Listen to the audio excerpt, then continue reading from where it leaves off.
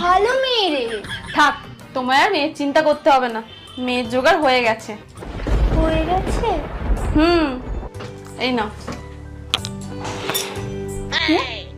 এই মেয়েটা, এ তো বেশ সুন্দর।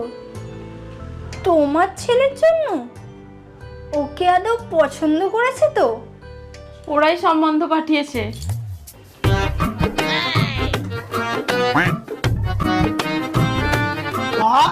এইটা বৌদি। এ ভাই দেখি একটা।